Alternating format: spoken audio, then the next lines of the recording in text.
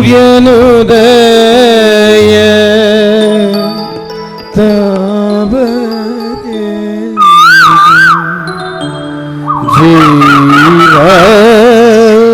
ಜೀವನವಯ್ಯ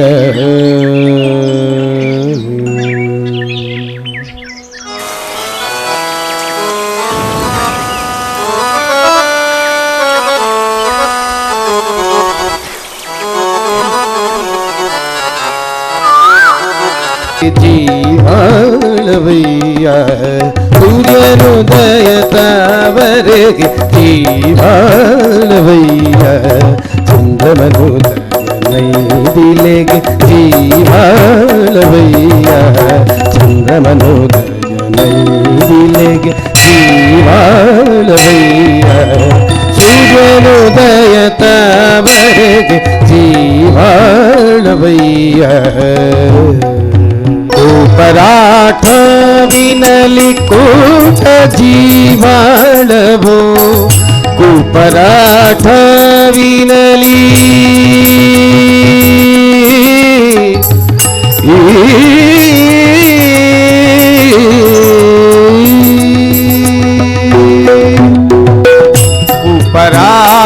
ಕುಪರಾಠವಿನಲಿ ಕೂಟ ಜೀವಾಳವೋ ಪರಾಠವಿನಲಿ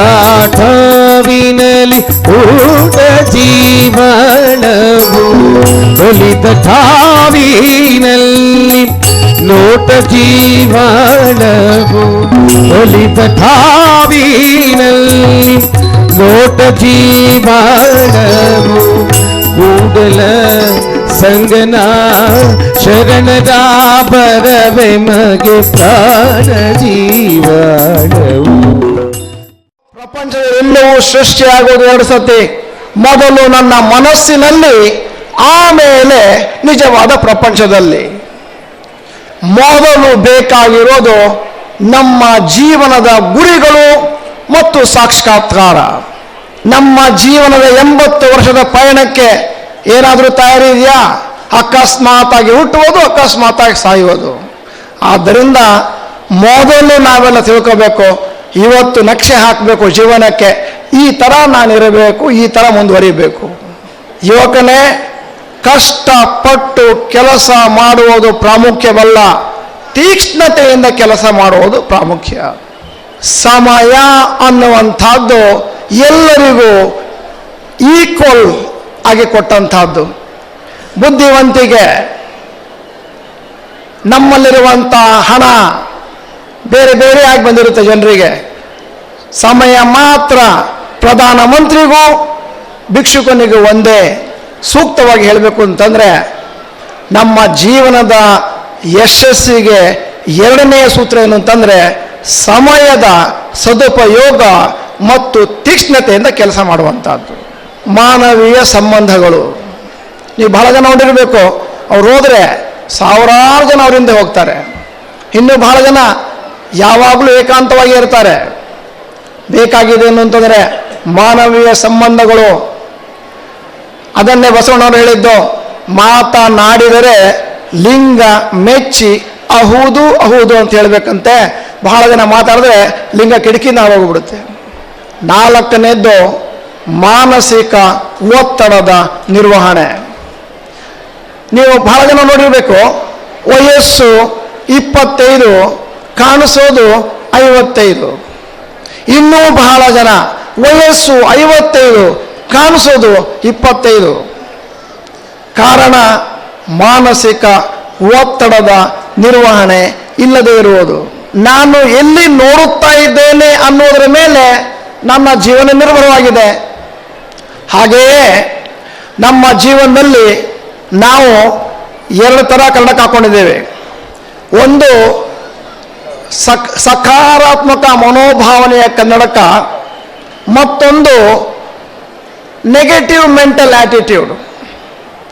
ನನ್ನಲ್ಲಿ negative mental attitude ಇದ್ರೆ ಎಲ್ಲಿ ನೋಡಿದರೂ unwilling people, uncooperative people, never smiling people.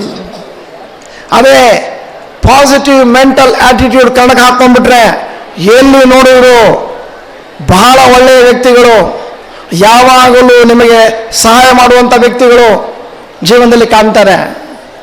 ಅದೇ ವ್ಯಕ್ತಿಗಳು, ಅದೇ ಸಂದರ್ಭಗಳು ನಾವು ನೋಡುವಂಥ ನೋಟ ಬೇರೆ ಆದ ತಕ್ಷಣ ನಮ್ಮ ಜೀವನವೇ ಬೇರೆ ಆಗೋಗುತ್ತೆ. ನಮ್ಮ ಜೀವನದ ಯಶಸ್ಸಿಗೆ 5ನೇ ಗುಟ್ಟು ಏನು ಅಂತಂದರೆ ಸಕಾರಾತ್ಮಕ ಮನೋಭಾವನೆ. ಕೆಲಸದವರು ನಮ್ಮ ಜೀವನದ ಮೌಲ್ಯಗಳನ್ನು ಮಕ್ಕಳಿಗೆ ಹೇಳ್ಕೊಳ್ಳಿಕ್ಕೆ ಸಾಧ್ಯ ಇದೆಯೇ? ಇಲ್ಲ. ಪ್ರತಿದಿನ ಒಂದು ಅರ್ಧ ಗಂಟೆ ಮನೆಯವರೆಲ್ಲ ಕೂತ್ಕೊಂಡು ಒಂದೇ ಜಾಗದಲ್ಲಿ ಮಾತನಾಡಬೇಕು. ಅದು ಬಹುಶಃ ರಾತ್ರಿ ಊಟದ ಸಮಯ ಇರಬಹುದು. ಆ 30 ನಿಮಿಷದಲ್ಲಿ TV ಆಫ್ ಆಗಿರಬೇಕು. ಕುಟುಂಬವನ್ನು ಬಿಟ್ಟು ಬೇರೆ ಯಾರೂ ಇರಬಾರದು. ಆ 30 ನಿಮಿಷದಲ್ಲಿ ಎಲ್ಲರೂ ಕೂಡ ಬಂದು ಆವತ್ತು ಬೆಳಗ್ಗೆಯಿಂದ ಸಾಯಂಕಾಲ ಏನಾಯಿತು ಅಂತ ಮಾತಾಡಬೇಕು. ಹುರುಪು, ಹುಮ್ಮಸ್ಸು, ಉತ್ಸಾಹ ಇರಲೇಬೇಕು. ನಾನು ಬಹಳ ಜನ ನೋಡಿದ್ದೇನೆ. ಗಾಂಧೀಜಿಯವ್ರ ಬಗ್ಗೆ ಮಾತಾಡೋಣ. ಗಾಂಧೀಜಿಯವರು ದಾಂಡಿ ಮಾರ್ಚಿಗೆ ಹೋದಾಗ ಅವರಿಂದ ಯಾರೂ ನಡ್ಕೊಂಡು ಹೋಗಲಿಲ್ಲ ಅಂತೆ, ಅಷ್ಟು ಫಾಸ್ಟಾಗಿ ಹೋಗ್ತಾ ಇದ್ರು. ನಾನು ಬಹಳ ಜನ ನೋಡಿದ್ದೇನೆ, ಅವ್ರ ಹತ್ರ ಮಾತಾಡಿದ ತಕ್ಷಣ ಅರ್ಧ ಗಂಟೆನಲ್ಲಿ ಆತ್ಮಹತ್ಯೆ ಮಾಡ್ಕೊಳ್ಳೋಣ ಅನಿಸುತ್ತೆ. ಇನ್ನೂ ಬಹಳ ಜನ ಇದ್ದಾರೆ, ಮಾತನಾಡಿದ ಕೂಡಲೇ ಏನಾದರೂ ಹೊಸ ಕೆಲಸ ಮಾಡೋಣ, ಹೊಸ ಮನೆ ಕಟ್ಟೋಣ, ಹೊಸ MBA ಮಾಡೋಣ ಅಂತ ಆಸೆ ಬರುತ್ತೆ. ಕಾರಣ ಎಷ್ಟೇನೆ, ಯಾರಲ್ಲಿ ಹುರುಪು ಹುಮ್ಮಸ್ಸು ಇದೆಯೋ ಅವರು ಜೀವನದಲ್ಲಿ ಮುಂದೆ, ಬಾಕಿಯವರು ಅವರ ಹಿಂದೆ.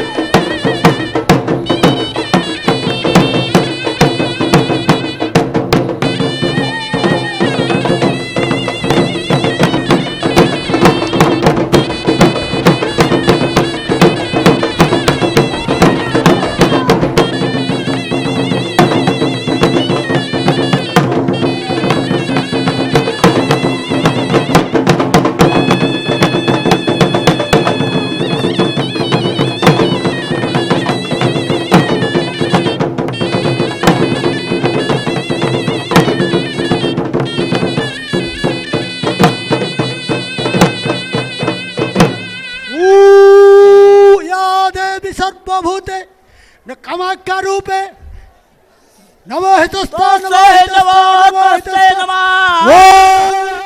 ಈ ಪ್ರದೇಶ ವೀರರ ನಾಡು ಅದು. ಆ ವೀರರ ತ್ಯಾಗವನ್ನು ಹೇಳ್ತಕ್ಕಂಥ ಅದ್ಭುತವಾದಂಥ ವೀರಗಲ್ಲುಗಳು ನನ್ನ ಹುಟ್ಟೂರು ಹಿರೇಕೋಗಲಿವೆ. ಹಾಗೆಯೇ ಸಂತಬೇಂದೂರಿನ ಪಕ್ಕದಲ್ಲಿರ್ತಕ್ಕಂಥ ಬೊಮ್ಮೈನಹಳ್ಳಿಯಲ್ಲಿ ಈ ಭಾರತದಲ್ಲಿಯೇ ಅತ್ಯಂತ ಸುಂದರವಾದಂಥ ಮಾಸ್ತಿ ಕಲ್ಲುಗಳಿವೆ. ಈಗ ಮಹಾಸತಿ ಪದ್ಧತಿ ಹೋಗಬೇಕಾದಲ್ಲಿ ಅಂದರೆ ಗಂಡ ಸತ್ತಾಗ ಹೆಂಡತಿ ಹೋಗಿ ತಾನು ಬಲಿ ಕೊಟ್ಕೊಳ್ತಾ ಇದ್ರು. ಅವಳಿಂದ ಮಹಾಸತಿಯರು ಅಂತ ಕರೆಸ್ತಾ ಇದ್ದೆ. ಮಾಸ್ತಿ ಕಲ್ಲು ಅಂತ ಹೇಳಿ ಅವರ ಕರೀತಾರೆ. ಆ ಮಾಸ್ತಿ ಕಲ್ಲುಗಳ ವೈಶಿಷ್ಟ್ಯ ಏನು ಅಂತ ಹೇಳಿದ್ರೆ ಈಗಲೂ ಕೂಡ ಇದೆ ಅಂತ ಅಂದ್ಕೊಂಡಿದ್ದೀರಿ. 30-40 ವರ್ಷದ ಹಿಂದನ್ನು ಹೋಗಿ ನೋಡಿದ್ದು.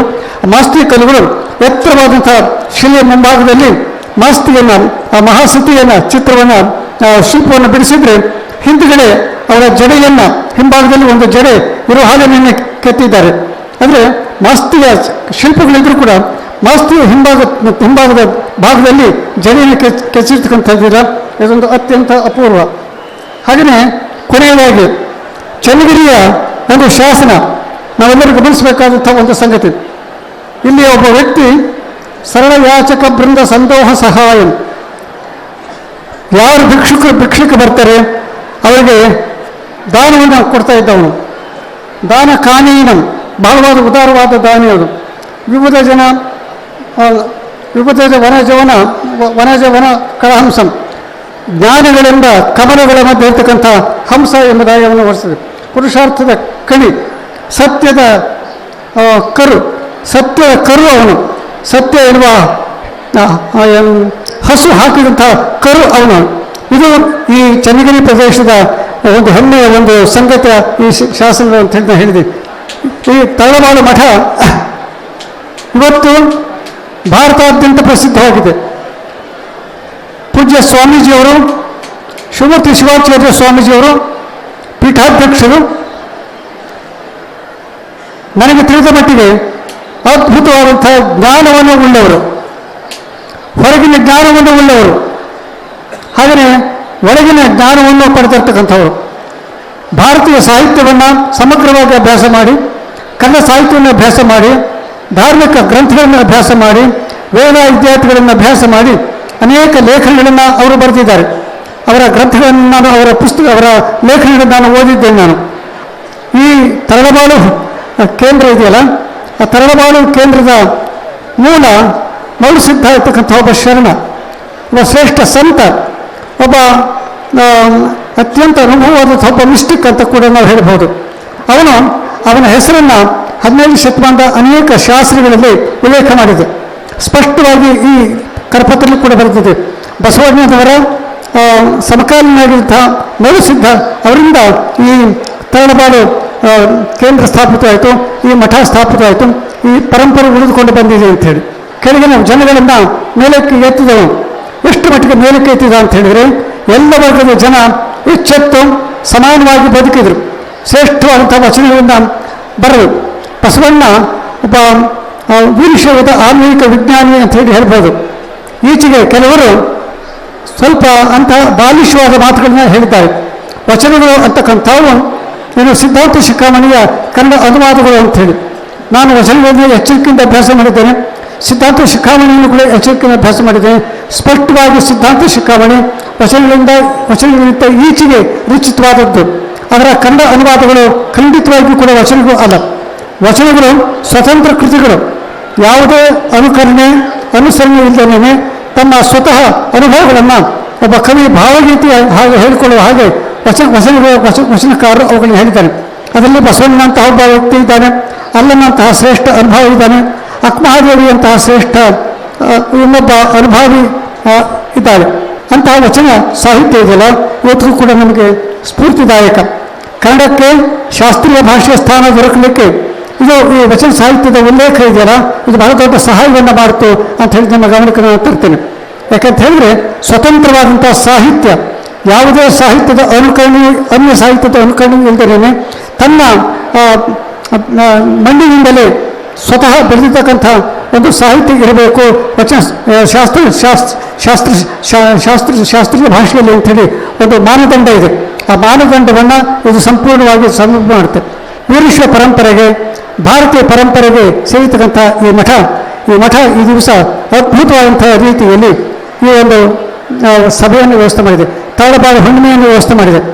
ನಾನು ಅಕ್ಷರಶಃ ನೂರಾರು ಸಭೆಗಳಿಗೆ ಹೋಗಿದ್ದೇನೆ, ಆದರೆ ಇಷ್ಟು ವ್ಯವಸ್ಥಿತವಾದಂತಹ ಇಷ್ಟು ಭವ್ಯವಾದಂತಹ ಒಂದು ಸಭೆಯನ್ನು ನಾನು ಇನ್ನೊಮ್ಮೆ ನೋಡಬೇಕು ಅಂಥೇಳಿ ಅಪೇಕ್ಷೆ, ಇಲ್ಲಿವರೆಗೂ ನಾನು ನೋಡೇ ಇಲ್ಲ. ಇದೇ ಕೊನೆ ಅಂತ ನಾನು ಹೇಳಿದ್ದಾರೆ, ಆದರೆ ಅಷ್ಟು ಅದ್ಭುತವಾದಂತಹ ರೀತಿಯಲ್ಲಿ ವ್ಯವಸ್ಥೆ ಮಾಡಿದ್ದಾರೆ, ಶಿಸ್ತಿನಿಂದ ಮಾಡಿದ್ದಾರೆ. ಈಗ ಸುಮಾರು ಒಂದು 15 ದಿನದಿಂದ ಒಬ್ಬ ಅಮ್ಮ ಬಂದರು, ದಾವಣಗೆರೆಯವರು ಅಂತ ಕಾಣುತ್ತೆ, ತುಂಬ ದಪ್ಪ ಇದ್ದರು. ಈಗ ಹೆಣ್ಮಕ್ಳು ಯಾರು ಸಣ್ಣಕ್ಕಿರೋದು ನಾನು ನೋಡಿಲ್ಲ. ಈಗ ನಾನು 20 ವರ್ಷದಲ್ಲಿ ದಾವಣಗೆರೆ ಬಂದಾಗ, ಇಂಗ್ಲೆಂಡಿಗೆ ಓದ್ಕೊಂಡು ಇಲ್ಲಿ ಬಂದಾಗ ಹೆಣ್ಮಕ್ಳು ಭಾಳ ತೆಳ್ಳಗಿರೋರು, ಎಲ್ಲರಿಗೂ ರಕ್ತ ಕಡಿಮೆ ಇರೋದು. ಯಾಕೆ ನೋಡಿದ್ರೆ ಏನಮ್ಮ ಹಿಂಗೆ ಸಣ್ಣಕ್ಕಿದೆಯಾ, ಹಿಂಗೆ ರಕ್ತ ಕಡಿಮೆ ಇದೆ. ನಮ್ಮ ಕ್ಲಿನಿಕ್ ಬಾಗಿಲು ತೆಗೆದ್ರೆ 4 ಜನ ಒಳಗಡೆ ಬರೋರು. ಈಗ ನಮ್ಮ ಹುಡುಗ ಬಾಗಿಲು ಪೂರ್ತಿ ತೆಗೆದ್ರೆ ಒಳಗಡೆ ಬರೋದು ಕಷ್ಟ. ಅವ್ರು ಬಂದು ನನ್ನಲ್ಲಿ 2 ಚೇರ್ ಇದ್ದಾವೆ, ಒಂದು ಪ್ಲಾಸ್ಟಿಕ್ ಚೇರು, ಒಂದು ಮರದ ಚೇರು. ಪ್ಲಾಸ್ಟಿಕ್ ಚೇರ್ ಮೇಲೆ ಕೂತ್ಕೊಳ್ಳೋಕೆ ಕೇಳಲ್ಲ ನಾನು ಅವ್ರಿಗೆ, ಯಾಕೆಂದರೆ ಮರದ ಮೇಲೆ ಚೇರ್ ಕೂತ್ಕೊಳ್ಳೋಕೆ ಹೇಳ್ತೀನಿ. ಯಾಕೆಂದರೆ ಆ ಪ್ಲಾಸ್ಟಿಕ್ ಚೇರು ಒಂದೊಂದು ಸರಿ ಕುಸ್ಕೊಂಡ್ಬಿಡೋ ಅಂತ ಚಾನ್ಸ್ ಇರುತ್ತೆ. ಇದು ಈಗಿನ ಪರಿಸ್ಥಿತಿ, ಹೆಣ್ಮಕ್ಳ ಪರಿಸ್ಥಿತಿ ಆಗಿದೆ. ಸೀರಿಯಲ್ ನೋಡ್ತೀರಮ್ಮ ಅಂತ ಕೇಳಿದೆ. ಅದು ಯಾಕೆ ಸ್ವಾಮಿ ಅಂದರು. ಹೇಳ್ರಿ ನೋಡಿರಿ, ಟಿ ವಿ ಎಷ್ಟು ನೋಡ್ತೀರಿ? 2 ಸೀರಿಯಲ್ ನೋಡ್ತೀನಿ. ಹಂಗಂದ್ಕೊಂಡು ಹಂಗಾರೆ ನಿಮಗೆ BP ಶುಗರು 2 ಗ್ಯಾರಂಟಿ ಇದ್ದಾವೆ. ನಿಮ್ಗೆ ಹೆಂಗೆ ಗೊತ್ತು ಸ್ವಾಮಿ? ಏನಿಲ್ಲ, ಈಗ ನಮ್ಮ ಸಂಶೋಧನೆಗಳು ಏನಂತ ಹೇಳ್ತಾ ಇದ್ದಾವೆ ಅಂದರೆ, 1 ಸೀರಿಯಲ್ ನೋಡಿದ್ರೆ ಬರೀ BP ಬರುತ್ತೆ, 2 ಸೀರಿಯಲ್ ನೋಡಿದ್ರೆ BP ಶುಗರ್ 2 ಬರ್ತವೆ, 3 ಸೀರಿಯಲ್ ನೋಡಿದ್ರೆ BP ಶುಗರು ಹಾರ್ಟ್ ಅಟ್ಯಾಕ್ ಆಗ್ತದೆ, 4 ಸೀರಿಯಲ್ ನೋಡಿದ್ರೆ BP ಶುಗರು ಹಾರ್ಟ್ ಅಟ್ಯಾಕ್ ಜೊತೆಗೆ ಸ್ಟ್ರೋಕು, ಪಾರ್ಶ್ವವಾಯು, ಅದಕ್ಕಿಂತ ಹೆಚ್ಚಿಗೆ ಇನ್ನು ಮಂಡಿ ನೋವುಗಳು ಇವೆಲ್ಲ ಬರ್ತವೆ. ಆದ್ದರಿಂದ ನೀವು ಎಷ್ಟು ಸೀರಿಯಲ್ ನೋಡ್ತೀರೋ ಅಷ್ಟು ಥರ ಕಾಯಿಲೆಗಳು ಬರ್ತವೆ. ಇದು ಈಗಿನ ಟಿವಿಗೆ ಇರೋವಂಥ ಟಿವಿ ಮಾಧ್ಯಮ ನಮಗೆ ಏನು ಹೇಗೆ ಹಾಳು ಮಾಡ್ತೇನೆ ಅನ್ನೋದಕ್ಕೆ ಒಂದು ಇದು ಎಕ್ಸಾಂಪಲ್. ಇದು ಯಾಕಮ್ಮ ಏನಾಯಿತು, ನನಗೆ ಎದೆ ಡವ ಅಂತ ಹೊಡ್ಕೊಳ್ಳುತ್ತೆ, ನನಗೆ ಭಾಳ ಆಯಾಸ ಆಗ್ತಾ ಇದೆ, ಯಾಕೆ ಏನಾಯಿತು? ಇಲ್ಲ ನಮ್ಮ ಯಜಮಾನರು ಈಗ 15 ದಿನದಿಂದ ಸತ್ತೋದ್ರು. ಯಾಕೆ ಸತ್ತೋದ್ರು, ಏನಾಗಿತ್ತು? ಏನೇನು ಇರಲಿಲ್ಲ ಸ್ವಾಮಿ, ರಾತ್ರಿ ಮಲ್ಕೊಂಡ್ರು ಬೆಳಗ್ಗೆ ಎದ್ದಾಗ ಏನಾಯಿತು ಗೊತ್ತಾಗಲಿಲ್ಲ, ಸತ್ತೋರು. ಇವೆಲ್ಲ ಏನು ಕಾಯಿಲೆಗಳು ಅಂದರೆ ಈ ರಕ್ತದ ಒತ್ತಡ ಮತ್ತು ಈ BP ಕಾಯಿಲೆಗಳು. BP ಕಾಯಿಲೆ ಮತ್ತು ಸಕ್ಕರೆ ಕಾಯಿಲೆ. ಈ ಸಕ್ಕರೆ ಕಾಯಿಲೆ BP ಕಾಯಿಲೆ ನಾನು ಯಾವಾಗಲೂ ಜೋಡೆತ್ತು ಅಂತ ಹೇಳ್ತೀನಿ. ನನಗೆ ಬರೀ BP ಮಾತಾಡೋಕೆ ಹೇಳಿದ್ದಾರೆ, ಆದರೆ BP ಒಂದೇ ಈಗ ಜಾಸ್ತಿ ಇಲ್ಲ, ಅದ್ರ ಜೊತೆಗೆ ಸಕ್ಕರೆ ಕಾಯಿಲೆನೂ ಸಹ ಜೊತೆಗೆ ಬರ್ತಾ ಇದೆ. ಇವೆರಡು ಜೋಡೆತ್ತಿದ್ದಂಗೆ. ಯಾರಿಗೆ BP ಇರುತ್ತೋ ಅವ್ರಿಗೆ ಒಂದಲ್ಲ ಒಂದಿನ ಸಕ್ಕರೆ ಕಾಯಿಲೆ ಬರುತ್ತೆ, ಅಥವಾ ಯಾರಿಗೆ ಸಕ್ಕರೆ ಕಾಯಿಲೆ ಇರುತ್ತೋ ಒಂದಲ್ಲ ಒಂದಿನ BP ಕಾಯಿಲೆ ಬರೋದು ಗ್ಯಾರಂಟಿ ಇಲ್ಲಿದ್ರೂ 50% ಮೇಲೆ ಚಾನ್ಸಸ್ ಇರುತ್ತೆ. ಆದ್ದರಿಂದ ನಾನು ಮಾತಾಡುವಾಗ ನಾನು ಏನೇನು BP ಬಗ್ಗೆ ಮಾತಾಡ್ತೀನೋ ಅದೆಲ್ಲ ಸಕ್ಕರೆ ಕಾಯಿಲೆಗೂ ಸಹ ನಿಜ ಆಗುತ್ತೆ ಅಂತ ಅಂದ್ಕೊಂಡಿದ್ದೀನಿ. ಭಾಳ ಸರಿ ನಾವು ಪೇಷಂಟ್ಗಳು ನೋಡ್ತೀವಿ, BP ಜಾಸ್ತಿ ಇರುತ್ತೆ, ಸರ್ ನಮಗೇನು ತೊಂದರೆ ಇಲ್ಲ, ನೀವು BP ಜಾಸ್ತಿ ಇದೆ ಅಂತ ಹೇಳ್ತಾರೆ. ಅದಕ್ಕೆ ಜನಸಾಮಾನ್ಯರಲ್ಲಿ ಒಂದು ತಿಳುವಳಿಕೆ ಏನಿದೆ ಅಂದರೆ, BP ಕಾಯಿಲೆ ಇದ್ದರೆ ತಲೆ ಸುತ್ತು ಬರುತ್ತೆ, ಇನ್ನು ಏನೇನೋ ಆಗುತ್ತೆ ಅಂತಂದು. ನಾನು ಹೇಳ್ತೀನಿ, BP ಕಾಯಿಲೆ ಇದ್ದರೆ ಏನೇನು ಗೊತ್ತಾಗೋದಿಲ್ಲ. ಆದ್ದರಿಂದ ನನ್ನ ಮನವಿ ಏನಂದರೆ, ಸಕ್ಕರೆ ಕಾಯಿಲೆ BP ಕಾಯಿಲೆಗಳು ನಮ್ಮ ಭಾಷೆನಲ್ಲಿ ಹೇಳಬೇಕು ಅಂದರೆ ಒಂದು ಸೈಲೆಂಟ್ ಕಿಲ್ಲರ್ಸ್ ಅಂತ ಹೇಳ್ತೀವಿ. ಅಂದರೆ ಅವು ದೇಹದಲ್ಲಿ ಇರೋದು ಗೊತ್ತಾಗೋದಿಲ್ಲ. ಅವು ಯಾವ ನಿಮಗೆ ತೊಂದರೆ ಕೊಡ್ತವೆ ಅಂದರೆ, ಸುಮಾರು 4-5 ವರ್ಷ ನಿಮ್ಮ ದೇಹದಲ್ಲಿದ್ದು ಆವಾಗ ಅವು ಮುಂದೆ ಯಾವ ಕಿಡ್ನಿ ಕಣ್ಣು ತೊಂದರೆ ಕೊಡ್ತಾವೋ ಆವಾಗ ನಿಮಗೆ ಗೊತ್ತಾಗುತ್ತೆ ನಿಮಗೆ ಸಕ್ಕರೆ ಕಾಯಿಲೆ BP ಕಾಯಿಲೆ ಇದೆ. ನಮ್ಮ ಹೃದಯದಿಂದ ರಕ್ತ ದೇಹದ ಎಲ್ಲ ಭಾಗಕ್ಕೂ ಹರಡುತ್ತೆ, ಸಪ್ಲೈ ಆಗುತ್ತೆ. ಆದ್ದರಿಂದ ನಮ್ಮ ಮೆದುಳು ಕರೆಕ್ಟಾಗಿ ಕೆಲಸ ಮಾಡುತ್ತೆ, ನಮ್ಮ ಕಿಡ್ನಿ ಕೆಲಸ ಮಾಡುತ್ತೆ, ನಮ್ಮ ಕಣ್ಣುಗಳು ಕೆಲಸ ಮಾಡ್ತವೆ, ನಮ್ಮ ಹೃದಯ ಕೆಲಸ ಮಾಡುತ್ತೆ. ಈ ಹೃದಯದಿಂದ ಹೋಗೋ ರಕ್ತಕ್ಕೆ, ಈ ರಕ್ತ ಒಂದು ಕಡೆಯಿಂದ ಇನ್ನೊಂದು ಕಡೆ ಹೋಗಬೇಕು ಅಂದರೆ ಅದಕ್ಕೆ ಒಂದು ಫೋರ್ಸ್ ಬೇಕಾಗುತ್ತೆ. ಆ ಫೋರ್ಸನ್ನೇ ನಾವು ರಕ್ತದ ಒತ್ತಡ ಅಂತ ಹೇಳ್ತೀವಿ. ಈ ರಕ್ತದ ಒತ್ತಡದಿಂದ ನಮ್ಮ ದೇಹಕ್ಕೆ ರಕ್ತ ಚಲನೆ ಆಗಿಬಿಟ್ಟು ನಾವು ಆರೋಗ್ಯವಂತರಾಗಿ ಅವಕ್ಕೆಲ್ಲ ಆಕ್ಸಿಜನ್ ಸಿಗುತ್ತೆ. ಆದ್ದರಿಂದ ನಾವೆಲ್ಲ ಆರೋಗ್ಯವಂತರಾಗಿರ್ತೀವಿ. ಈ ಫೋರ್ಸ್ ಒಂದು ನಾರ್ಮಲ್ BP ಅಂತ ನಾನು ಇಲ್ಲಿ ನಿಮ್ಮ ಪರದೆ ಮೇಲೆ ಬರ್ತಾ ಇದೆ, ಇದರಲ್ಲಿ ನೋಡಿ. ನಾರ್ಮಲ್ ಈಗ ಒಂದು ಸಾಮಾನ್ಯ ಒತ್ತಡ ಎಷ್ಟಿರಬೇಕು ಮನುಷ್ಯನಿಗೆ ಅಂದರೆ 120/80. ಮೇಲ್ಗಡೆದು 120, ಕೆಳಗಡೆದು 80 ಇರಬೇಕು. ಮೇಲ್ಗಡೆದಕ್ಕೆ ನಾವು ಸಿಸ್ಟಾಲಿಕ್ ಅಂತ ಹೇಳ್ತೀವಿ, ಕೆಳಗಡೆದಕ್ಕೆ ಡಯಾಸ್ಟಾಲಿಕ್ ಅಂತ ಹೇಳ್ತೀವಿ. ಸಾಮಾನ್ಯವಾಗಿ ಒಂದು BP ಒಂದು ಹಂತ ತಲುಪಿದಾಗ ಕೆಲವರಿಗೆ ತಲೆ ಚಕ್ರ ಬರುತ್ತೆ. ತಕ್ಷಣ ಅವರು ಡಾಕ್ಟರ್ ಹತ್ರ ಬಂದು ಚೆಕ್ ಮಾಡಿಸ್ಕೊಂಡು BP ಇದೆಯಾ ಅಂತ ನೋಡಿಸ್ಕೋಬೇಕು. ಅಟ್ಲೀಸ್ಟ್ 3 ಸರಿನಾರು ಅದು ನೋಡ್ಕೋಬೇಕು. ಒಂದೊಂದು ಸರಿ ಇದ್ದಕ್ಕಿದ್ದಂಗೆ ಅನ್ಕಾನ್ಷಿಯಸ್ ಆಗಿ ಬೀಳೋದು, ತಲೆ ತಿರುಗಿ ಕೆಳಗಡೆ ಬೀಳೋದು, ಜ್ಞಾನ ತಪ್ಪೋದು, ಇವೆಲ್ಲ ಆಗುತ್ತೆ. ಒಂದೊಂದು ಸರಿ ಜೀವನ ಸಹ ಎಷ್ಟೋ ಜನಕ್ಕೆ ಹೋಗಿದ್ದಾವೆ ಇದ್ದಕ್ಕಿದ್ದಂಗೆ ಹಾರ್ಟ್ ಅಟ್ಯಾಕ್ ಆಗಿ. ಆದ್ದರಿಂದ 35-30 ವರ್ಷ ಆದಮೇಲೆ ಪ್ರತಿಯೊಬ್ಬರು ವರ್ಷಕ್ಕೆ 1 ಸರಿನಾರು ಹೋಗ್ಬಿಟ್ಟು ಯಾವುದಾದ್ರು ಡಾಕ್ಟರ್ ಹತ್ರ ಹೋಗ್ಬಿಟ್ಟು ನನಗೆ ಶುಗರ್ ಇದೆಯಾ ಸರ್, ನಾನು BP ಇದೆಯಾ ಅಂತ 1 ಸರಿ ನೋಡ್ಕೊಂಡ್ರೆ, ನೀವು ವರ್ಷಕ್ಕೆ 1 ಸರಿ ಮಾಡಿದ್ರೆ ಸಾಕು. ಅದನ್ನು ಮತ್ತೆ ಇದನ್ನು ಮಾಡೋದು ಬೇಕಾಗಿಲ್ಲ, ಪದೇ ಪದೇ ಮಾಡಬೇಕಾಗಿಲ್ಲ. ಏನು ತೊಂದರೆ ಇಲ್ದರೂ ಏನು ತೊಂದರೆ ಇಲ್ಲದ್ರೂ ಸಹ ವರ್ಷಕ್ಕೊಂದ್ಸರಿ ಮಾಡ್ಕೊಂಡ್ರೆ ನಿಮಗೆ ಅದು ಬೇಗ ಗೊತ್ತಾಗುತ್ತೆ. ಆಮೇಲೆ ನೀವು ಮುಂಜಾಗ್ರತೆ ತಗೊಂಡು ಈ ಕಿಡ್ನಿಗಳು ಅವನ್ನ ಉಳಿಸ್ಕೋಬೋದು. ಈ ಬಿ ಪಿ ಜಾಸ್ತಿ ಆದರೆ, ಶುಗರ್ ಜಾಸ್ತಿ ಆದರೆ ಈ ಅಂಗಗಳ ನ್ಯೂನ್ಯತೆ ಉಂಟಾಗುತ್ತೆ. ಈ ಅಂಗಗಳು ಸೋತು ಹೋಗ್ತವೆ, ಈ ಅಂಗಗಳು ಕಳ್ಕೊಳ್ತೀವಿ ನಾವು. ಕಣ್ಣು ಹೋಗ್ತವೆ, ಕಿಡ್ನಿ ಹೋಗ್ತವೆ, ಹಾರ್ಟ್ ಅಟ್ಯಾಕ್ ಆಗುತ್ತೆ, ಸ್ಟ್ರೋಕ್ ಆಗುತ್ತೆ. ಈ ಥರ ಎಲ್ಲ ಆಗ್ಬಿಟ್ಟು ಜೀವನ ಭಾಳ ಕಷ್ಟ ಆಗುತ್ತೆ. ಒಂದು ಉಪ್ಪಿನಂಶ ಕಡಿಮೆ ಮಾಡಬೇಕು. ಉಪ್ಪಿನಕಾಯಿ ಹಪ್ಪಳದಲ್ಲಿ ಭಾಳ ಉಪ್ಪಿರುತ್ತೆ, ಆದ್ದರಿಂದ ದಿನನಿತ್ಯ ಉಪ್ಪಿನಕಾಯಿ ಹಪ್ಪಳ ತಿನ್ನೋದು ಬಿಡಬೇಕು. ಕರಿದ ಪದಾರ್ಥಗಳು ಬಿಡಬೇಕು. ತೂಕ ಹೇಗಾದರೂ ಮಾಡಿ ಕಡಿಮೆ ಮಾಡಬೇಕು. ತೂಕ ಕಡಿಮೆ ಮಾಡಲಿಕ್ಕೆ ಒಂದೇ ಒಂದು ಸೂತ್ರ ಇರೋದು ಅಂದರೆ ವ್ಯಾಯಾಮ. ಅದು ಯಾವ ಥರ ವ್ಯಾಯಾಮಗಳು ಆಗಿರ್ಬೋದು ಅದನ್ನು ನೀವೇ ಡಿಸೈಡ್ ಮಾಡ್ಬೋದು. ಅದು ಒಂದು ಯೋಗ ಆಗಿರ್ಬೋದು, ಒಂದು ಕ್ರೀಡೆ ಆಗಿರ್ಬೋದು, ಒಂದು ಸ್ವಿಮ್ಮಿಂಗ್ ಆಗಿರ್ಬೋದು, ಈಜಾಡೋದಾಗಿರ್ಬೋದು, ತೋಟದಲ್ಲಿ ಕೆಲಸ ಮಾಡೋದಾಗಿರ್ಬೋದು, ಒಟ್ಟಿಗೆ ಮೈ ಬಗ್ಗಿಸಿ ದುಡಿಯೋಂಥ ಯಾವುದೇ ದೈಹಿಕ ಶ್ರಮದಿಂದ ನಮಗೆ ಒಳ್ಳೆಯ ಇದಾಗುತ್ತೆ. ಅದರಿಂದ ದೈಹಿಕ ಶ್ರಮ ಜಾಸ್ತಿ ಆದಷ್ಟು ತೂಕ ಕಡಿಮೆ ಆಗುತ್ತೆ. ಆಮೇಲೆ ಬಿ ಪಿ ಸಕ್ಕರೆ ಕಾಯಿಲೆಗಳು ಭಾಳ ಹತೋಟಿಗೆ ಬರ್ತವೆ. ನಾವು ಕೊಡೋ ಮಾತ್ರೆಗಳು ತುಂಬ ಚೆನ್ನಾಗಿ ಕೆಲಸ ಮಾಡ್ತೇವೆ.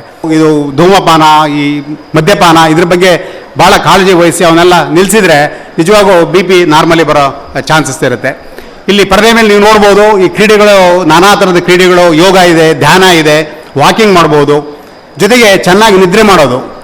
ಒಂದು ಸಾರಿ ಮಾತ್ರೆ ಶುರು ಮಾಡಿದ ಮೇಲೆ ಈ ಸಕ್ಕರೆ ಕಾಯಿಲೆ, ಬಿ ಪಿ ಕಾಯಿಲೆಗೆ ಮಾತ್ರೆಗಳನ್ನ ಜೀವನ ಪೂರ್ತಿ ತಗೋಬೇಕಾಗತ್ತೆ.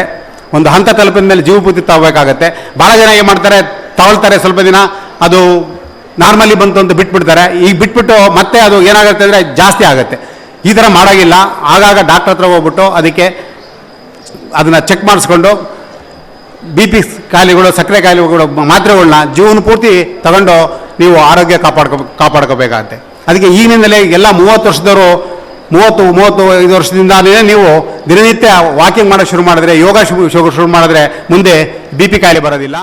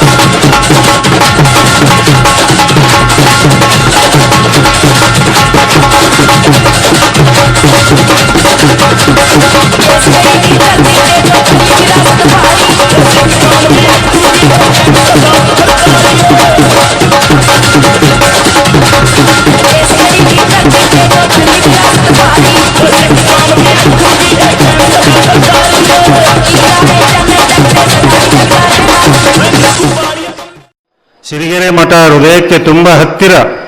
ಯಾಕೆ ಅಂದರೆ ಅದು ಒಂದು ಜಾತ್ಯತೀತವಾದಂತಹ ಮಠ. ಯಾವುದೇ ಜಾತಿಯಾಗಲಿ, ವರ್ಣವಾಗಲಿ, ಧರ್ಮವಾಗಲಿ, ಲಿಂಗವಾಗಲಿ ಯಾವುದೇ ಭೇದವಿಲ್ಲದೆ ಸಿರಿಗೆರೆಗೆ ವಿದ್ಯಾರ್ಥಿಗಳು ಹೋಗಿ ಜ್ಞಾನಾರ್ಜನೆಯನ್ನು ಮಾಡಿ ಈಗ ಬಹಳ ಜನ ಅತ್ಯುತ್ತಮವಾದ ಸ್ಥಾನದಲ್ಲಿದ್ದಾರೆ. ಹಲವಾರು ಕುಗ್ರಾಮಗಳ ಮೂಲೆ ಮೂಲೆಗಳಲ್ಲಿ ವಿದ್ಯಾಪೀಠಗಳನ್ನು ನೆಲೆಗೊಳಿಸಿ ಅಕ್ಷರ ಜ್ಞಾನದ ಕಾರ್ಯದ ಮೂಲಕ ಅರಿವಿನ ವಿಸ್ತಾರವನ್ನು ಮಾಡಿದ ಅಪರೂಪ ಮಠ ಎಂದು ನಾನು ಮನಗಂಡಿದ್ದೇನೆ. ಜಾತಿ ಜಾತಿಗಳ ಮಧ್ಯದ ಗೋಡೆಗಳನ್ನು ಕೆಡವಿ ಇವನಾರವ ಎನ್ನದೆ ಇವ ನಮ್ಮವ ಎಂಬ ಅದಮ್ಯ ಪ್ರೀತಿಯನ್ನು ಬಿತ್ತಿ ತರಳರ ಬಾಳಿನಲ್ಲಿ ಹಸನು ಜೀವನವನ್ನು ತಂದಂತಹ ಮಠ. ಅಂತಹ ಕನಸುಗಳನ್ನು ಕಾಣಲಿಕ್ಕೆ ಕಾರಣೀಭೂತವಾದಂತಹ ಮಠ ಈ ಸಿರಿಗೆರೆ ಪೀಠ. ತರಳ ಅಂದರೆ ಏನು ಅಂತ ಆವಾಗ ನನಗೆ ಗೊತ್ತಿರಲಿಲ್ಲ. ತರಳ ಅಂದರೆ ಬಾಲಕ ಅಂತ ಹೇಳಿದರು ಅವರು. ಆನಂತರ ನಾನು ಕೇಳಿದೆ, ನಾನೊಬ್ಬ ಮುಸ್ಲಿಂ ಧರ್ಮೀಯನಾಗಿ ನನಗೆ ಬಹಳ ಕುತೂಹಲಕಾರಿ ಪ್ರಶ್ನೆಗಳು ಬರ್ತಾ ಇದ್ವು. ನಾನು ಕೇಳಿದೆ, ಹಾಗಾದರೆ ಮಠದ ಸ್ವಾಮೀಜಿಗಳು ಕೇಸರಿ ವರ್ಣದ ಡ್ರೆಸ್ಸನ್ನು ಯಾಕೆ ಹಾಕ್ಕೊಳ್ತಾರೆ? ನಾನು ಸಣ್ಣ ಹುಡುಗಿದ್ದಾಗ ಕೇಳಿದ ಪ್ರಶ್ನೆ ಇದು, PUC ಓದ್ತಿರುವಾಗ. ನನ್ನ ಸ್ನೇಹಿತ ಹೇಳ್ದ, ಯಾರು ಅರಿಷಡ್ ವರ್ಗಗಳನ್ನು ಮೀರಿ ಬೆಳೆದಿರ್ತಾರೋ, ಯಾರು ಭೌತಿಕ ಸವಲತ್ತುಗಳನ್ನು ಮೀರಿ ಬೆಳೆದಿರ್ತಾರೋ, ಮಟೀರಿಯಲಿಸ್ಟಿಕ್ ವರ್ಲ್ಡ್ನಿಂದ ದೂರ ಆಗಿ ಮೀರಿ ಬೆಳೆದಿರ್ತಾರೋ, ಅವು ಎಲ್ಲವನ್ನು ತ್ಯಜಿಸಿದ ಸಂಕೇತ, ಸುಟ್ಟು ಹಾಕಿದ ಸಂಕೇತ ಈ ಒಂದು ಡ್ರೆಸ್ ಅಂತ ನನ್ನ ಸ್ನೇಹಿತ ಹೇಳ್ದ, ಕೇಸರಿ ಬಣ್ಣದ ಡ್ರೆಸ್. ಅವತ್ತಿನಿಂದಲೂ ಯಾವ ಸ್ವಾಮೀಜಿಗಳು ಅರಿಷಡ್ ವರ್ಗಗಳನ್ನು ಮೀರಿ ಬೆಳೆದಿದ್ದಾರೋ, ಜಾಗತಿಕವಾದಂತಹ ಮಟೀರಿಯಲಿಸ್ಟಿಕ್ ಆದಂತಹ ಒಂದು ಅವಶ್ಯಕತೆಗಳನ್ನು ಕಡೆಗಾಣಿಸಿ ಒಂದು ಸ್ಪಿರಿಚುವಲ್ ಲೈಫನ್ನು ಸಮಾಜಕ್ಕಾಗಿ ಯಾರು ತಮ್ಮನ್ನೇ ತಾವು ಕೊಡುಗೆ ಕೊಟ್ಕೊಳ್ತಾರೋ ಅಂತಹ ಸ್ವಾಮೀಜಿಗಳ ಬಗ್ಗೆ ನನಗೆ ಅತೀವವಾದ ಅಪಾರವಾದ ಗೌರವವಿದೆ. ಅಂತಹ ಪೂಜ್ಯ ಸ್ವಾಮೀಜಿಗಳಲ್ಲಿ ನಮ್ಮ ಸಿರಿಗೆರೆ ಮಠದ ಸ್ವಾಮೀಜಿಗಳು ಬಹಳ ಮುಖ್ಯರಾಗ್ತಾರೆ. ಅವರು ತುಳಿತಕ್ಕೆ ಒಳಗಾದವರ ದನಿಯಾಗಿ, ರೈತರ ಆಸರೆಯಾಗಿ, ಸಮಾಜದ ಕಣ್ಣಾಗಿ, ಮಾತೃ ಹೃದಯದಿಂದ ಸದಾ ಎಚ್ಚರವಾಗಿ ನಡೆದುಕೊಂಡ ಅಪರೂಪದ ಪೀಠ ತರಳಬಾಳು ಪೀಠದಿಂದಂತಹ ಬಂದಂಥವರು. ಭಾವೈಕ್ಯತೆಗೆ ಹೊಸ ಆಯಾಮ, ಹೊಸ ದೃಷ್ಟಿ, ಹೊಸ ಸೃಷ್ಟಿ, ಪ್ರಕ್ರಿಯೆಯಲ್ಲಿ ತಮ್ಮನ್ನು ಸದಾ ಕಿರಿಯನೆಂದು ಭಾವಿಸಿಕೊಂಡಿರುವ ಶ್ರೀಮಠ ಕರ್ನಾಟಕವನ್ನು ಮೀರಿ ಇಂದು ಜಗತ್ತಿನ ಭೂಪಟದಲ್ಲಿ ತಾನು ಮಾಡುವ ಜನಹಿತ, ಜನೋಪಯೋಗಿ ಮತ್ತು ಸಮಾಜಮುಖಿ ಚಿಂತನೆಗಳಿಂದ ಅಳಿಸಲಾಗದ ಸ್ಥಾನದಲ್ಲಿ ನಿಂತಿರುವುದು ನಮ್ಮೆಲ್ಲರಿಗೂ ಸರ್ವವೇದ್ಯವಾಗಿದೆ. ವಿಶ್ವದಲ್ಲಿ ಕೆರೆಗಳ ಬಗ್ಗೆ ಇಷ್ಟೊಂದು ಕಾಳಜಿಯನ್ನು ವಹಿಸಿಕೊಂಡು ಚಿಂತಿಸಿ ಕೆರೆಗಳಿಂದ ಕೆರೆಗೆ ನಡಿಗೆಯನ್ನು ಮಾಡ್ತಾ ಏನಿದ್ದಾರೆ ಇವರು ಮಹಾನ್ ವ್ಯಕ್ತಿಗಳು ಅಂತ ನಾನು ಭಾವಿಸ್ತೇನೆ. ಯಾಕೆಂದರೆ ನೀರು ಬಿಟ್ಟರೆ ಜೀವ ಇಲ್ಲ, ನೀರಿಲ್ಲದೆ ಜೀವ ಇಲ್ಲ, ನೀರಿಲ್ಲದಿದ್ದರೆ ನಾವು ಬದುಕಲಿಕ್ಕೆ ಸಾಧ್ಯ ಇಲ್ಲ. ಅಂತಹ ನೀರನ್ನು ಒಂದು ಪವಿತ್ರ ಎಂದು ಭಾವಿಸಿ ಅದಕ್ಕೆ ಒಂದು ಧಾರ್ಮಿಕವಾದಂತಹ ಭಾವನೆಯನ್ನು ತುಂಬಿ ಜನರ ಶ್ರೇಯಸ್ಸಿಗಾಗಿ ಏನು ಸ್ವಾಮೀಜಿಗಳು ಮಾಡ್ತಾ ಇದ್ದಾರೆ ಕೆಲಸ, ಅದು ತುಂಬ ಶ್ಲಾಘನೀಯ ಅಂತ ನಾನು ಭಾವಿಸ್ತೇನೆ. ಬಸವಣ್ಣನವರು ಹೇಳಿದಂಥ ವಚನ, ಕಾಗೆ ವಿಸರ್ಜಿಸುವ ಹೊನ್ನ ಕಳಸವ ಮಾಡುವುದಕ್ಕಿಂತ ನನ್ನನ್ನು ಶರಣರು ಮೆಟ್ಟುವ ಚೆಮ್ಮಾವಿಗೆಯ ಮಾಡಯ್ಯ ಅಂತ. ಪ್ರತಿಮಾ ಸಂಸ್ಕೃತಿ, ಪ್ರದರ್ಶನ ಸಂಸ್ಕೃತಿ ನಮ್ಮ ಚಿಂತನೆಗಳಿಂದ ದೂರ ಇರಬೇಕು. ಏಕೆಂದರೆ ಪ್ರತಿಮಾ ಸಂಸ್ಕೃತಿ ಜಡತ್ವದ ಸಂಕೇತ, ಪ್ರದರ್ಶನ ಸಂಸ್ಕೃತಿ ಅಹಮ್ಮಿನ ಸಂಕೇತ. ಇವೆರಡವನ್ನು ಬಿಟ್ಟಾಗ ಮಾತ್ರ ನಾವು ಜಂಗಮ ಸಂಸ್ಕೃತಿಯೆಡೆಗೆ ಮುಂದುವರಿಲಿಕ್ಕೆ ಸಾಧ್ಯ. ಜನಗಳಲ್ಲಿ ಯೋಚನೆ ಮಾಡುವ ಶಕ್ತಿಯನ್ನು ತುಂಬಿ ಜನರುಗಳಿಗೆ ಒಂದು ಸಂಸ್ಕೃತಿಯನ್ನು ಕಲಿಸ್ಕೊಡಿ, ಹೇಗೆ ಬಾಳಬೇಕು ಅನ್ನೋದನ್ನು ಕಲಿಸ್ಕೊಡಿ, ಪರಮಧರ್ಮವನ್ನು ಸಹಿಷ್ಣುತೆಯನ್ನು ತರಿಸ್ಕೊಡಿ, ಭಾತೃತ್ವದಿಂದ ಹೇಗೆ ಬಾಳಬೇಕು ಅನ್ನೋದು ಕಲಿಸ್ಕೊಡಿ, ಜನಸಾಮಾನ್ಯರಾಗಿ ಉತ್ತಮವಾದ ಕಾಣಿಕೆಯನ್ನು ಹೇಗೆ ನೀಡಬೇಕು ಅನ್ನೋದು ಕಲಿಸ್ಕೊಡಿ. ಅದು ಜಂಗಮತ್ವ ಆಗುತ್ತೆ. ಬಹುರಾಷ್ಟ್ರೀಯ ಕಂಪನಿಗಳು, ಬಹುರಾಷ್ಟ್ರೀಯ ಸಂಸ್ಕೃತಿ ನಮ್ಮ ದೇಶಕ್ಕೆ ಕಾಲಿಟ್ಟ ನಂತರ ಶಿಕ್ಷಣ ಎನ್ನುವುದು ವಾಣಿಜ್ಯದ ರೂಪವನ್ನು ತಾಳಿದೆ. ಶಿಕ್ಷಣ ಎನ್ನುವುದು ಒಂದು ವ್ಯವಹಾರ ಅನ್ನೋ ಭಾವನೆಗೆ ಬಂದಿದೆ. ಶಿಕ್ಷಣ ಸಂಸ್ಥೆಗಳನ್ನು ನಡೆಸೋದು, ವೈದ್ಯಕೀಯ ಕಾಲೇಜುಗಳನ್ನು ನಡೆಸೋದು, ಅಥವಾ ಹಣ ನೀಡುವಂತಹ ಕಾಲೇಜುಗಳನ್ನು ನಡೆಸೋದು ಹಣವನ್ನು ಪಡೆಯುವ ಒಂದು ಮೂಲ ಚಿಂತನೆಯಿಂದ ಪ್ರಾರಂಭವಾಗಿದೆ ಹೊರತು ನಿಜವಾಗಲೂ ಜನರ ಸೇವೆಗೆ ಅವು ನಿಂತಿದ್ದಾವ ಇಲ್ಲವ? ಸೇವೆ ಎನ್ನುವ ಶಬ್ದ ಬದಲಾಗಿ ಲಾಭ ಅಥವಾ ವಾಣಿಜ್ಯ ಅಥವಾ ವ್ಯವಹಾರ ಶಿಕ್ಷಣಕ್ಕೆ ತಗುಲಿಕೊಂಡಿದೆ. ಹಿಂದೆ ಗುರುಗಳಿದ್ರು, ಶಿಷ್ಯಂದ್ರಿಗರು. ಈಗ ಗುರುಗಳ ಸ್ಥಾನವನ್ನು ಟೆಕ್ನಾಲಜಿ ಏಡೆಡ್ ಟೀಚಿಂಗ್ ಹೆಸರಿನಲ್ಲಿ ಒಂದು ಕಂಪ್ಯೂಟರು, ಲ್ಯಾಪ್ಟಾಪು ಅಥವಾ ಒಂದು ಮೊಬೈಲ್ನಲ್ಲಿ ಬರುವಂತಹ ವಾಯ್ಸು ಗುರುಗಳ ಸ್ಥಾನವನ್ನು ಪಡಿತಾ ಇದೆ. ಭೂಮಿಗೆ ಬೆಲೆ ಕಟ್ಟುವುದು ಸಾಧ್ಯವಿಲ್ಲ. ಅಂತಹ ಭೂಮಿ ನಮ್ಮ ರೈತರಲ್ಲೇ ಇರಬೇಕು. ಆ ಭೂಮಿಯನ್ನು ತೆಗೆದು ಸಾವಿರಾರು ಎಕರೆಗಳನ್ನು ಅಭಿವೃದ್ಧಿಯ ಹೆಸರಿನಲ್ಲಿ ಇಂಡಸ್ಟ್ರಿಗಳಿಗೆ ಕೊಟ್ಟಿದ್ದೇ ಆದಲ್ಲಿ ಆಹಾರದ ಪ್ರಾಬ್ಲಮ್ ಆಗ್ಬೋದು. ಅನ್ನ ತಿನ್ನುವವರೆಲ್ಲರೂ ಭೂಮಿಯನ್ನು ಪ್ರೀತಿಸಬೇಕು. ಸೈಬರ್ ಲಾ ಅನ್ನೋ ಒಂದು ಕಾನೂನಿನ ಅಡಿಯಲ್ಲಿ ಮೊಬೈಲ್ನ ದುರ್ಬಳಕೆ ಒಂದು ದಂಡನೀಯವಾದ ಒಂದು ಅಪರಾಧವಾಗಿದೆ. ಅದಕ್ಕೆ 10,000ದಿಂದ 1,00,000ದವರೆಗೂ ದಂಡವನ್ನು ಮತ್ತು 6 ತಿಂಗಳಿಂದ 7 ವರ್ಷದವರೆಗೂ ದಂಡವನ್ನು ವಿಧಿಸಬಹುದಾಗಿದೆ. ಈ ಮೊಬೈಲ್ಗಳನ್ನ ಯಾವ ರೀತಿ ದುರ್ಬಳಕೆ ಮಾಡ್ಕೋತಾ ಇದ್ದೀವಿ ಅಂತಂದರೆ ಈ ತಮಗೆಲ್ಲ ಈಗಾಗಲೇ ಗೊತ್ತಿದೆ, ಸ್ಮಾರ್ಟ್ಫೋನ್ಗಳು ಬಂದಿರೋರಿಗೆ ಈಗಾಗಲೇ ವಾಟ್ಸಪ್ಪು, ವಿಚಾಟು ಎಲ್ಲ ಒಂದು ಸೋಷಿಯಲ್ ಒಂದು ನೆಟ್ವರ್ಕಿಂಗ್ ಅಂತೇಳಿ ಜಾಸ್ತಿ ಬಂದಿದೆ. ಅದು ಸಹ ಇತ್ತೀಚೆಗೆ ಮಿಸ್ಯೂಸ್ ಆಗಿ ತುಂಬ ಅನಾಹುತಗಳು ಆಗ್ತಾ ಇದೆ. ಈಗಾಗಲೇ ಕೆಲವರು ಪ್ರಾಣನೂ ಕಳ್ಕೊಂಡಿದ್ದಾರೆ, ಕೆಲವರು ಪ್ರಾಣ ಕಳ್ಕೊಳ್ಳೋವಂಥ ಒಂದು ಪರಿಸ್ಥಿತಿಗೂ ಹೋಗಿದ್ದಾರೆ. ಹಾಗಾಗಿ ಈ ಮೊಬೈಲ್ ಚಾಟಿಂಗ್ಗಳಲ್ಲಿ ತಮಗೆ ಯಾವುದೇ ಒಂದು ಅಶ್ಲೀಲಕರವಾದಂಥ ಒಂದು ಮಾಹಿತಿ ಅಂತಾಗಲಿ ಅಥವಾ ಒಂದು ಫೋಟೋಗಳಾಗಲಿ ತಮ್ಮ ವ್ಯಾಟ್ಸಪ್ಗಾಗಲಿ ಬಂತು, ಅಥವಾ ವ್ಯಾಟ್ಸಪ್ ಅಥವಾ ಫೇಸ್ಬುಕ್ ಆಗ್ಬೋದು, ಟ್ವಿಟ್ಟರ್ ಆಗ್ಬೋದು, ಆ ಥರದ್ದು ಯಾವುದೇ ಒಂದು ಸೋಷಿಯಲ್ ನೆಟ್ವರ್ಕಿಂಗಲ್ಲಿ ಬಂದರೆ ಅದನ್ನು ದಯವಿಟ್ಟು ತಾವು ಯಾರೂ ಫಾರ್ವರ್ಡ್ ಮಾಡಬೇಡಿ. ಫಾರ್ವರ್ಡ್ ಮಾಡಿದಾಗ ಅದು ಅಪರಾಧ ಆಗಿ ನಮಗೆ ಶಿಕ್ಷೆ ಕೂಡ ಆಗುವಂಥ ಒಂದು ಸಾಧ್ಯತೆಗಳು ಇದೆ. ಆ ಒಂದು ಟ್ರ್ಯಾಕ್ ಸಿಸ್ಟಮಿಂದ ಹೇಳಿ ನಾವು ಎಲ್ಲೇ ಇದ್ದರೂ ಆ ಮೊಬೈಲ್ಗಳನ್ನ ಹಿಡಿದು ಪತ್ತೆ ಮಾಡುವಂಥ ವ್ಯವಸ್ಥೆನೂ ಇದೆ. ಹಾಗಾಗಿ ನಾವು ಯಾವುದೋ ಹಳ್ಳಿಯಲ್ಲಿದ್ದೀವಿ, ನಮ್ಮ ಮೊಬೈಲ್ನ ಯಾರು ಹುಡುಕ್ತಾರೆ ಅನ್ನೋ ಒಂದು ಉದಾಸೀನ ಭಾವ ಬೇಡ. ನಾವು ಬೈಕ್ ಚೆನ್ನಾಗಿ ಓಡ್ಸೋಕೆ ಬರುತ್ತೆ, ಲೈಸೆನ್ಸ್ ಹಾಕಬೇಕು, ನಾವು ಈ 18 ವರ್ಷ ಯಾಕೆ ತುಂಬಿರಬೇಕು ಅಂತ ಒಂದು ಉದಾಸೀನ. ಮತ್ತು ಇತ್ತೀಚಿನ ದಿನಗಳಲ್ಲಿ ಏನಾಗಿದೆ, ಪೋಷಕರು ಸಹ ನಮ್ಮ ಮಕ್ಕಳು 8ನೇ ಕ್ಲಾಸು 7ನೇ ಕ್ಲಾಸು ಅವ್ರಿಗಿನ್ನೂ ಸರಿಯಾಗಿ ಸೈಕಲ್ ಓಡಿಸೋಕ್ಕೆ ಬರೋದಿಲ್ಲ. ಅಂಥವ್ರಿಗೂ ಸಹ ನನ್ನ ಮಗ ಬೈಕ್ ಚೆನ್ನಾಗಿ ಓಡಿಸ್ತಾನೆ ಅನ್ನೋ ಒಂದು ಖುಷಿನಲ್ಲಿ ನಾವು ಬೈಕ್ ಕೊಡಿಸ್ತೀವಿ. ಅವ್ರಿಗೆ ಬೈಕ್ ಕೊಡಿಸ್ತಾ ಇದ್ರು ನಮ್ಮಲ್ಲಿ ಮನೆಯಲ್ಲಿರುವಂಥ ಬೈಕ್ನ ಅವನಿಗೆ ಚಾಲನೆ ಮಾಡೋಕ್ಕೆ ಅವನಿಗೆ ನಾವು ಅನುಮತಿನ ಕೊಡ್ತೇವೆ. ಒಂದೇ ಒಂದು ಮುಂಜಾಗ್ರತೆ ಕ್ರಮ ಅಂದರೆ ಪ್ರತಿಯೊಬ್ಬರೂ ಸಹ ಯಾವುದೇ ವಾಹನವನ್ನು ಓಡಿಸೋಕ್ಕೆ ಮುಂಚೆ ಒಂದು ಲೈಸೆನ್ಸ್ ಮಾಡಿಸ್ಕೋಬೇಕು. ಮತ್ತು ಪ್ರತಿಯೊಂದು ವಾಹನಕ್ಕೂ ಸಹ ವಿಮೆ ಸೌಲಭ್ಯನ ಪಡಿಬೇಕು. ವಿಮೆ ಸೌಲಭ್ಯ ವರ್ಷಕ್ಕೆ ಸುಮ್ಮನೆ ಅನ್ನೆಸೆಸರಿ ನಾವು 1,000 ರೂಪಾಯಿ ಕಟ್ಟಬೇಕಾಗತ್ತೆ, 100 ರೂಪಾಯಿ ಕಟ್ಟಬೇಕಾಗತ್ತೆ ಅಂತ ನಾವು ನೆಗ್ಲೆಕ್ಟ್ ಮಾಡಬಾರ್ದು.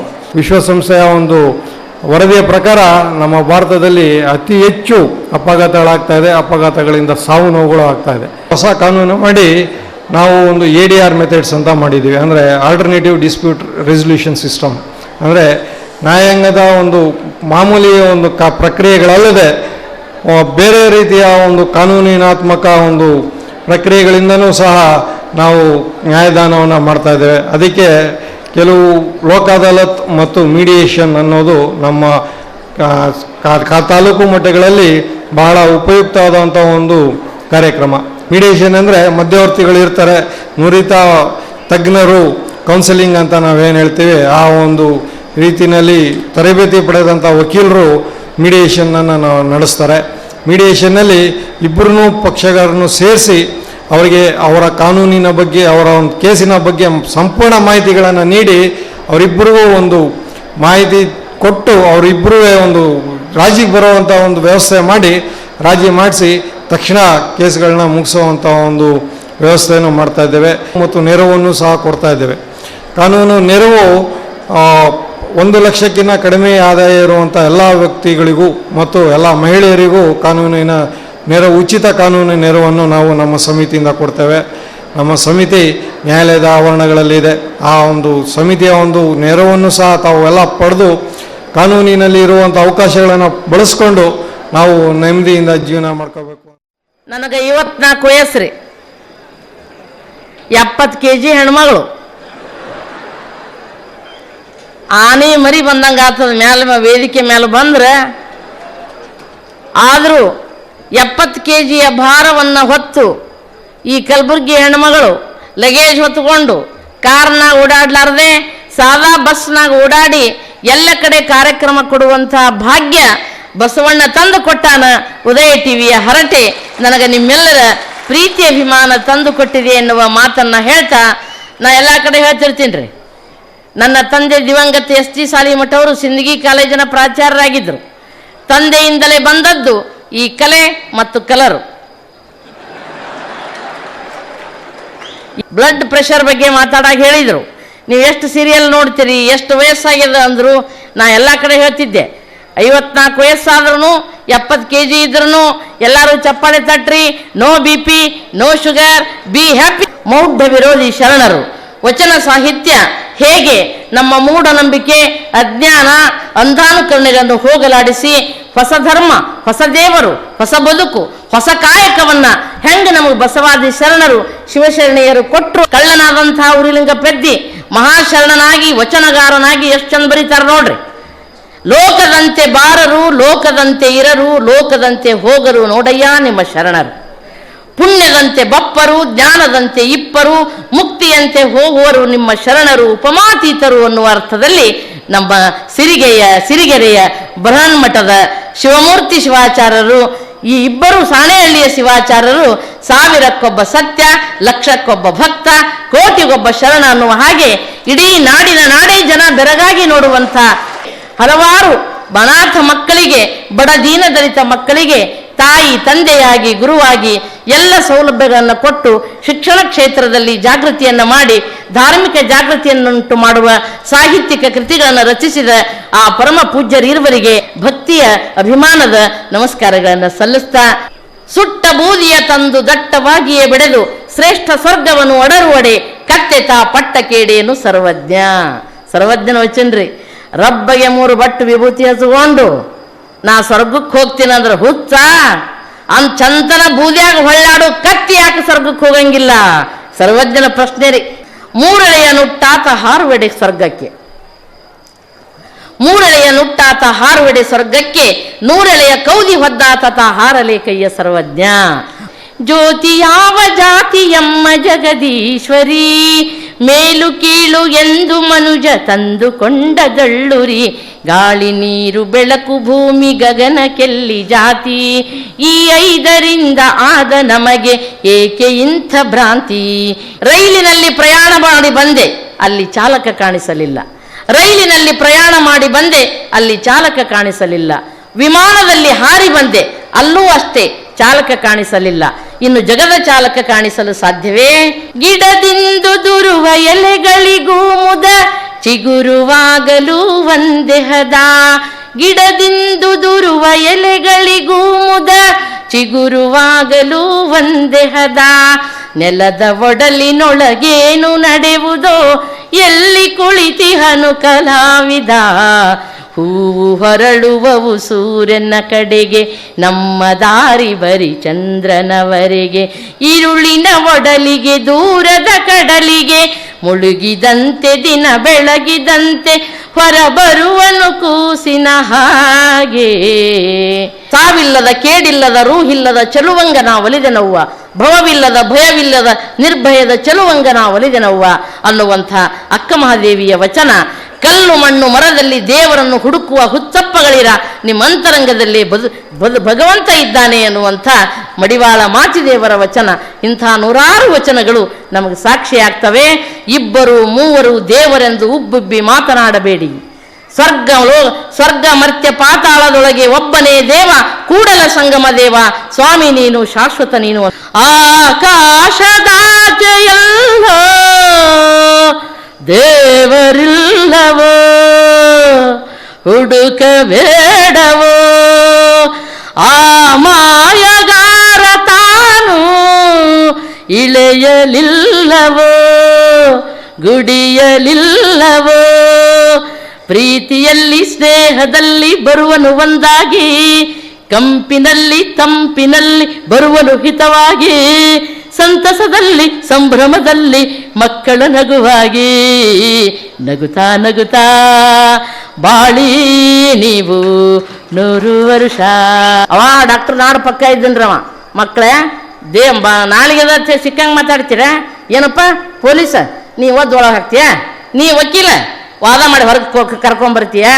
ಮಕ್ಕಳೇ ನಾನು ಒಂದೇ ಒಂದು ಪೆನ್ ತೊಗೊಂಡು ಇವರಿಬ್ಬರಿಗೆ ತಲೆ ಕೆಟ್ಟದ ಅಂತ ಬರೆದು ಕೊಟ್ಟರೆ ನೀವು ಹುಚ್ಚಾಸ್ಪತ್ರೆಯಾಗಿ ಇರ್ತಿರಲೇ ಅನ್ಬತ್ತವ ಡಾಕ್ಟರ್.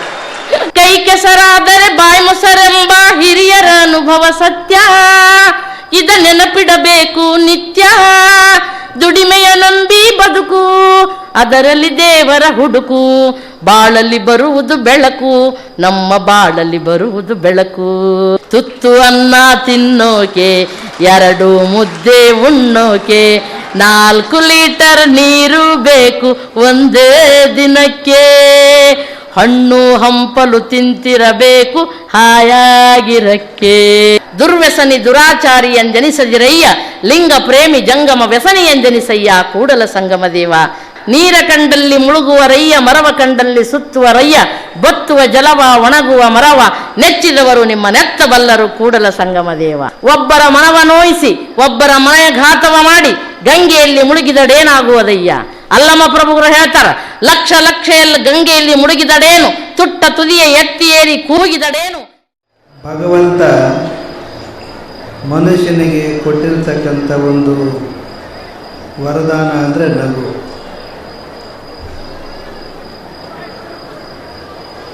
ಪ್ರಾಣಿಗಳಿಗೆ ನಗೋದಕ್ಕೆ ಬರುತ್ತೋ ಇಲ್ವೋ ನಮಗೆ ಗೊತ್ತಿಲ್ಲ.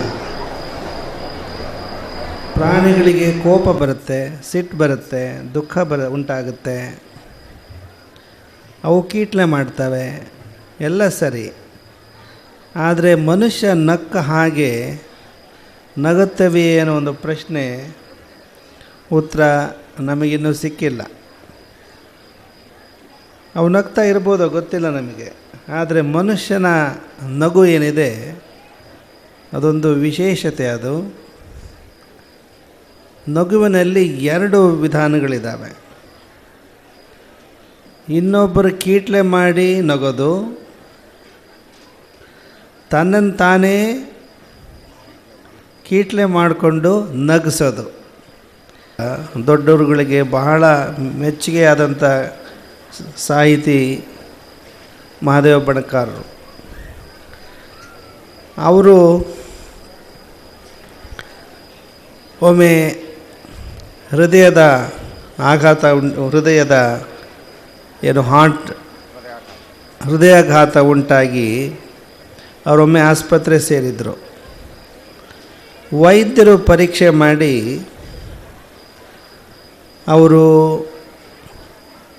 ಅವರಿಗೆ ನಿಜ ಸಂಗತಿಯನ್ನು ಹೇಳಿದರೆ ಎಲ್ಲಿ ಮತ್ತೆ ತೊಂದರೆ ಉಂಟಾಗುತ್ತೋ ಏನೋ ಅಂತ ಹೇಳಿ ನಿಧಾನವಾಗಿ ಅವರಿಗೆ ಮನವರಿಕೆ ಮಾಡಿಕೊಟ್ಟು, ನಿಮಗೆ ಹೃದಯಾಘಾತ ಉಂಟಾಗಿದೆ, ನಾನು ಅದಕ್ಕೆ ಸೂಕ್ತ ಚಿಕಿತ್ಸೆಯನ್ನು ನಾನು ಕೊಡ್ತೀನಿ ಅಂತ ಅವರಿಗೆ ನಿಧಾನವಾಗಿ ಮನವರಿಕೆ ಮಾಡಿಕೊಟ್ರು. ಅದಕ್ಕೆ ಮಹಾದೇವ ಬಣಕಾರರು ಏನು ಹೇಳಿದ್ರು ಗೊತ್ತೇನು? ಡಾಕ್ಟ್ರೇ, ನೀವೇನು ಯೋಚನೆ ಮಾಡಬೇಡ್ರಿ, ನನಗೊಂದು ಹೃದಯ ಇದೆ ಅಂತ ನಿಮ್ಮಿಂದ ಈಗ ಗೊತ್ತಾಗಿದ್ದು ಸಮಾಧಾನ ಆಯಿತು ಅಂತ ಹೇಳಿದ್ರಂತೆ.